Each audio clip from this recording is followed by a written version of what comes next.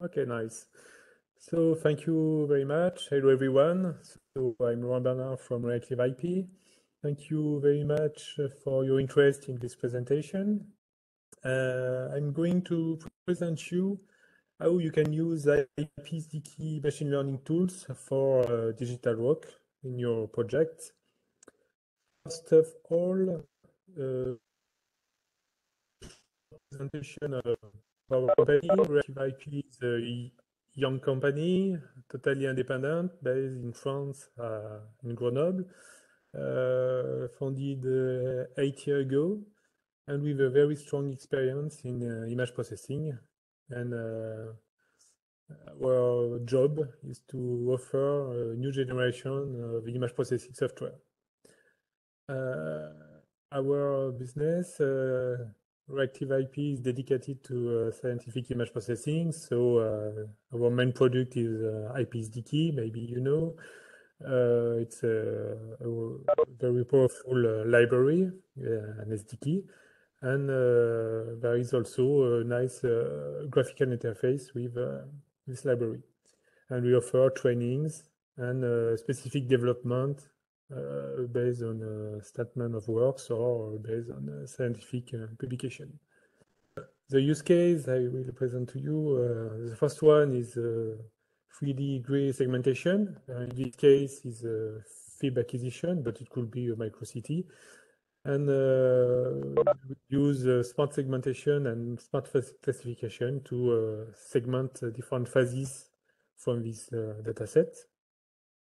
And the next use case is an explanation how you can use machine learning for multi-channel and multispectral images using smart segmentation. So the first one, you can see a 3D visualization of the dataset. And customer is looking for good segmentation of dark grain inside this dataset. And the objective is such images and, of course, measurement like volume, Faraday diameter, or other from this object. So first of all, you must know, and you know, I'm sure, machine learning is a very powerful tool, but it's not magic. It's not possible. There is no magic tool in image processing. So before using machine learning, you should perform pre-processing to enhance your dataset, and it's necessary to identify all possible enhancements before using machine learning tools. For example,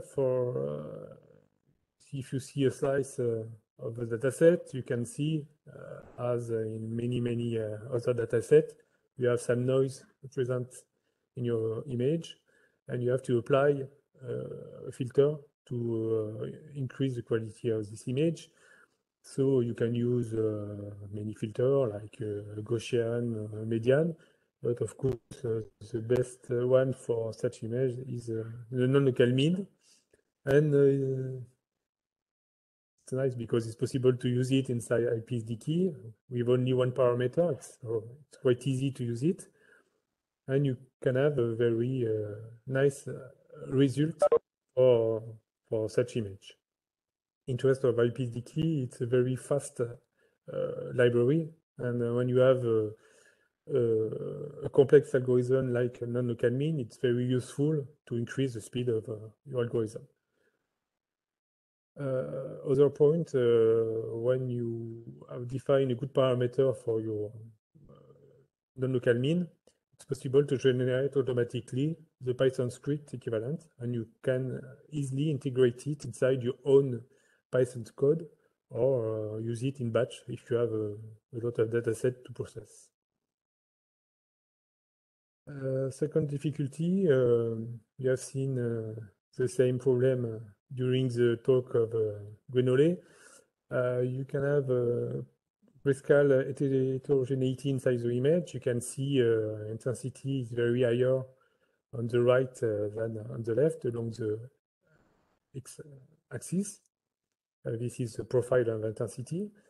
And it's not possible to realize a good segmentation when you have such a problem. So you have to improve the gray organization inside your image. You can use a classical algorithm like shading correction using an interpolation of your image based on paraboloid, and you create such image for the shape. And after, you can subtract the original image by this one, and you can obtain a better image with a good organization of gray level inside your image. Third point, and I think the more difficult to increase, is the problem of slice registration. Of course, you don't have this one with MicroCT, but you have with a beam with a fib acquisition. If you focus on the center of the image, you can see a big deformation inside the image, and in fact, it's not the reality of the form of the grain. It's because the slice are not well registered. So we propose an original method to improve this registration. You can use a SIF descriptor based on automatic detected high gradient point detected inside your image. The idea is first one, you detect this point using corner algorithm, for example, and after the SIF descriptor will compute a vector from each of these points, and the registration algorithm will compute the best transformation to link this point slice by slice. And then from this image, you will have reconstructed, registered images. This one is along the z-axis, of course. And if you have a drift, it's also possible to correct the drift inside this registration. So now you have a quite good image, and you can start the machine learning from this image. How does it work? The first step is to using machine learning, you have to compute the model from some small part of the image. And after, when the model is nice, you can apply this model on the full image. So the first step is to extract some array from the data set. So it's very easy. You just have to select a rectangle in your image, and after you locate it inside the volume using different axes of preview and using the slider, and then you cut it and you create your array. Then you can put it inside the machine learning window. This is the machine learning window.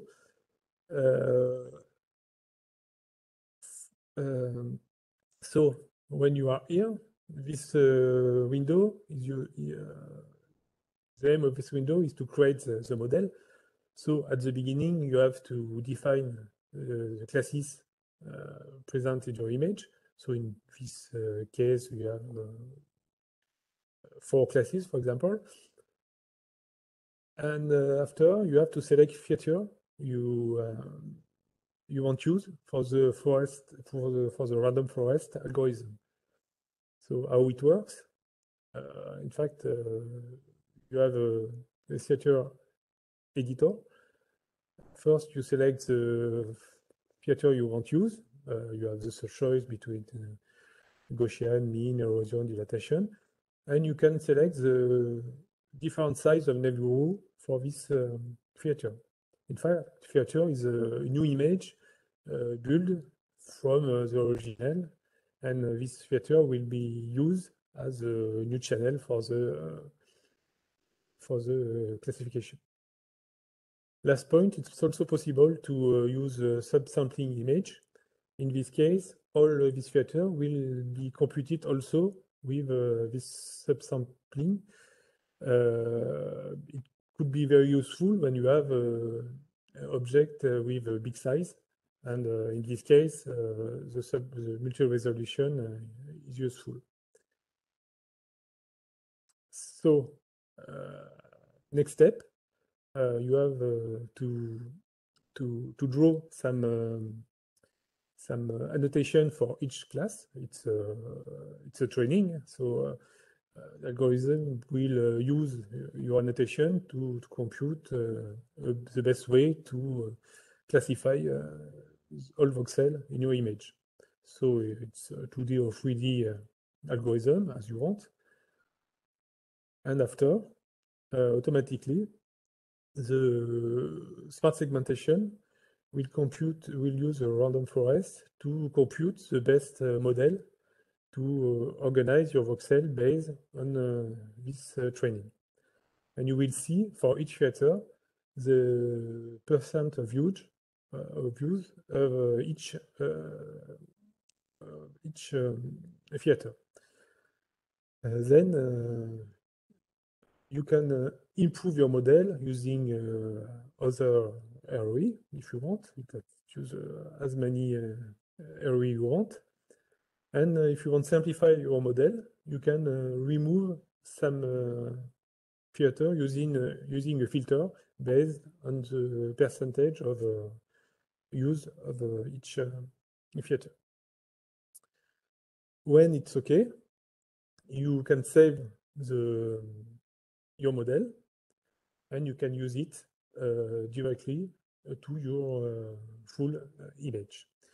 And because this application is computed inside IPSDKey, it's very, very fast to compute it. For example, if you launch it, you have directly your 4 classes based on this model.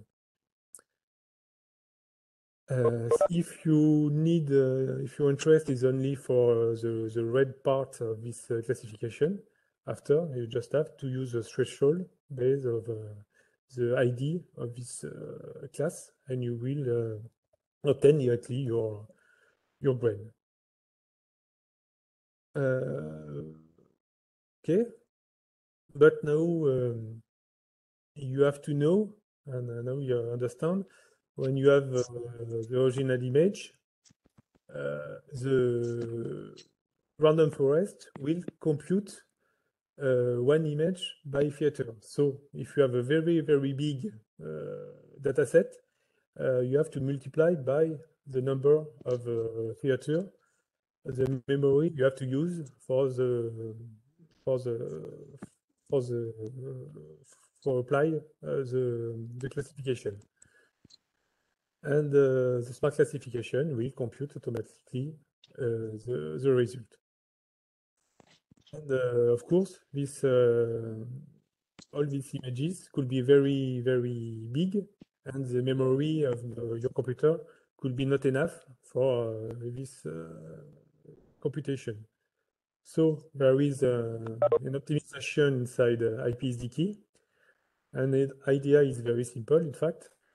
Automatically, IPSDKey will check the memory available in your machine, and it will define the best site to work band per band, and it will take first band and compute theater only for this band. It's a very nice way to limit the dataset volume. Ouais. And smart segmentation will compute this first band, and after, again, iteratively, the smart segmentation will compute all your data. And it's a very wonderful way to and a good solution to use random forest for very big data sets. And as I told you, optimize the Ouais. sorry, and And of course, you will increase the speed to generate this. As the first speaker told, the random forest for us is the best way for such a classification and the easiest concerning the time of process and the number of parameters. So, second step of this use case, the trouble is after this first segmentation, in fact, we have to grade two different grains inside the dataset. So it's a good opportunity to use the second module of machine learning. It's a smart classification. And in its case, you will use classification to range, to order the shape using metrics already defined. So the windows is very near. You just have to define the number of class you want. But the feature now is measure. It could be area, volume, parameter, equivalent diameter, what you want. And the machine learning will, first of all, obviously, you have to select some object from each classes.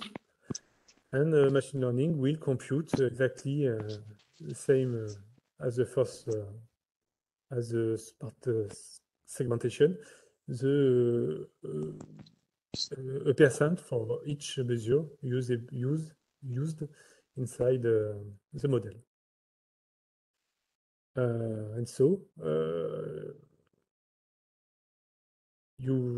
after it's very easy to use the model to extract the grain you want and to realize a very nice segmentation visualization 3D, and of course to compute, measure, and histogram distribution, for example, of equivalent diameter.